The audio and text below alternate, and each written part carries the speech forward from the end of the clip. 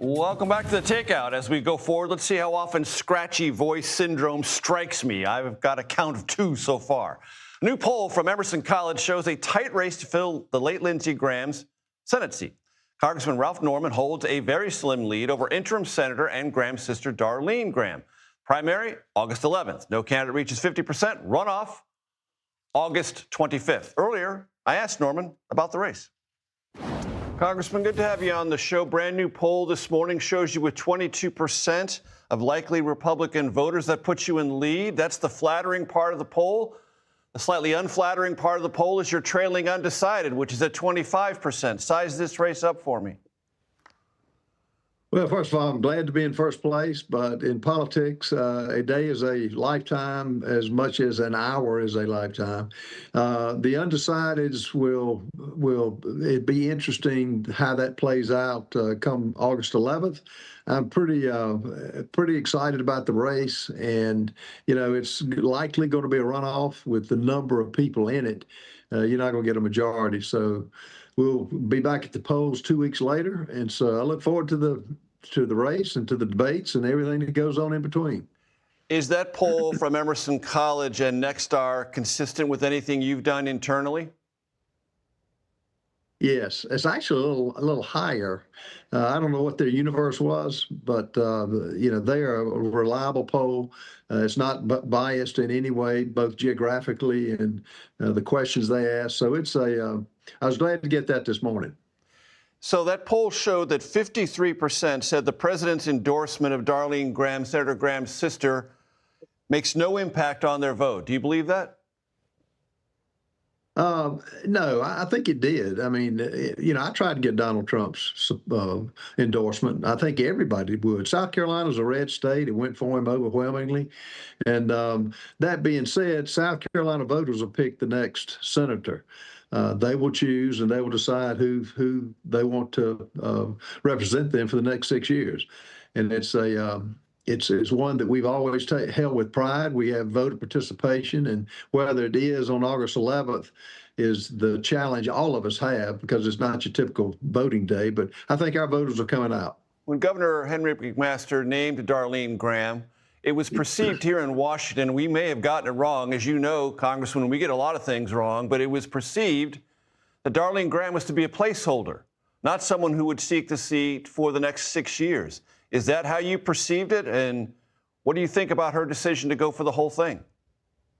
I think it's fine. I've always felt like major competition is good. She has handled herself gracefully during a difficult last 2 days, particularly with the funeral, one in Washington and one in Columbia. But look, join the crowd, and I think we'll find out what her positions are, as we will all the others. But I welcome challenges. I mean, competition is what made this country what it is, and so I welcome her into the race. Why are you better? I'm the only businessman with a track record legislatively that backs it up. There is a reason that Rick Scott and Mike Lee and others have endorsed me, Mark Meadows, Jim DeMint.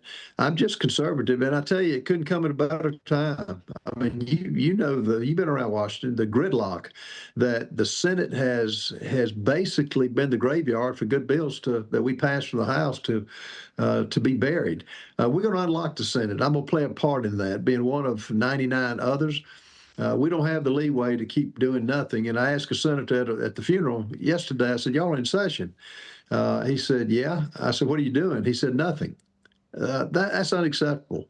Passing the SAVE Act, verifying who you are, an American citizen, having to struggle to get that is a sad day. So I want to play a part in making sure that passes.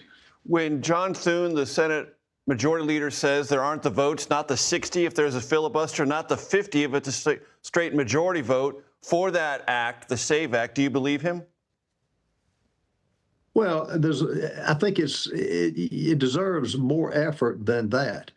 I know John Thune not well, But look, we ought to be doing a walking filibuster. Keep them up all night. I mean, look, this isn't some minor piece of legislation. The Democrats are a challenge that we're facing all over this country, and they want to keep it like it is because cheating is in their vocabulary. And it's the whole reason the immigration fiasco took place, where you got 20 million people that were let in here scot-free. It shouldn't work that way. I will do what I can to blow up the filibuster and to be a vocal opponent of just letting this thing sit, as so many other good bills have. But this is special because this is the viability of our republic and keeping it. And if we can't do this, I don't know what else we can do. So you did not get President Trump's endorsement. Do you think that might change after the results of the first round are in? You know, I don't know. It's interesting. I know he co-endorsed after Pamela Abbott, who was his first pick. He went with the ultimate winner, A.G. Wilson. In the governor's race, yes. The governor's race. He did the same thing in Arizona. Andy Biggs was, Freedom Caucus and was very close to President Trump, and he had endorsed his opponent and endorsed two people. So we'll see. It's up to it's his prerogative. He can do what he wishes. Of course, I would love to have gotten it outright. I've got the highest rating of supporting him of any of the members in South Carolina, and I will keep that. Before I let you go, I want to play for you Congressman Darline Graham when she appeared on Sean Hannity's program on July 20th, talking about how she differentiates herself or might differentiate herself from her brother, Lindsey Graham, in the Senate. Let's listen to that. I used to see him on the talk shows. I would watch him and I'd be like, Lindsey, you're just talking about national security all the time. And I understand that's important. Protecting our borders, national security, absolutely. I said, but, talk about also what matters to the average person. The price of groceries, the price of gas, health care, insurance. Those your priorities? Well, what she's saying is right, but now the main priority is the cancer in this country is the deficit. We're going broke, Major. I mean, we can't keep spending like we're spending. So getting the cancer, stop the spending, get the budget that begins the process of putting us on financial solvency. That hasn't happened. We're going to protect America. We're going to fund the troops, in which Lindsey did well. But now where I differ with Senator Graham is I will be a budget hawk. I'm not for endless wars, and I'm not for funding each and every project that comes along the pipe in other countries. We got to draw a line and keep America strong and keep America solvent, which is in danger right now. Congressman Ralph Norman, I appreciate the time, sir. Thank you. My pleasure. Thank you.